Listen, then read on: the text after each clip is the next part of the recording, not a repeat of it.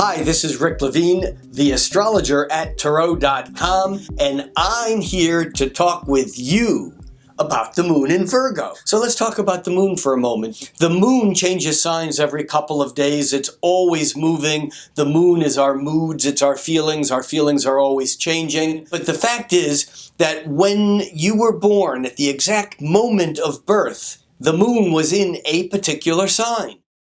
If you were born with the moon in Virgo, that is something very special, because Virgo is the sign that has to do with mental analysis. It's an earth sign, it's practical, but it's also related to the planet of Mercury. So Virgo is about narrowing or fine-tuning our thinking. Virgo is about separating out what's important from what's not important.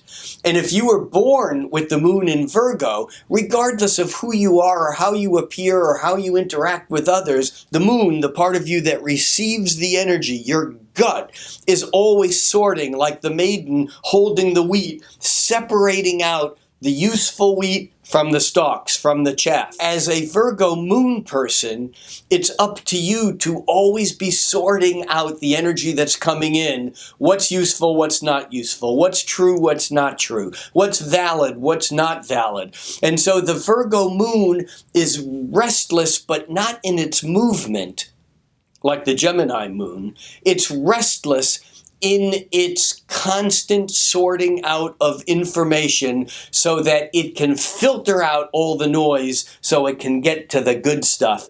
The moon is always moving, which means that for a few days a month we all feel like Virgos. This means that for those couple of days you may be more narrowly focused. This is a great time to focus our energy on projects, on things that we didn't do. It's a great time to write plans, to anything that narrows our field of perception.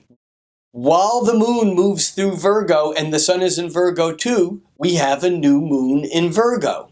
And the new moon is always a time of a beginning. It's always the time of a new emotional cycle. But what's interesting is that in Virgo, it's the ending of summer.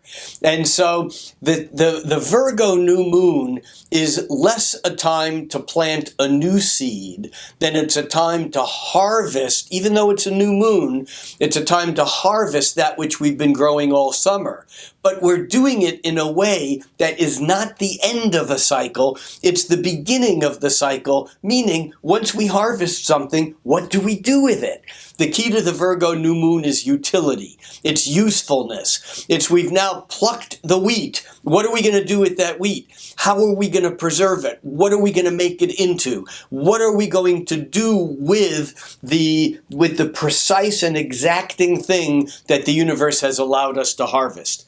Now, at the opposite end of the cycle, 6 months later, at the Virgo full moon, this is at the end of winter, while the sun is in the sign of Pisces, and we're dreaming about days to come. Pisces is intuitive. The Virgo full moon comes to fruition by helping us narrow our thoughts. It helps bring things back to reality by bringing these dreams and these elusive fantasies back down to earth so that we can do something with it in the real world.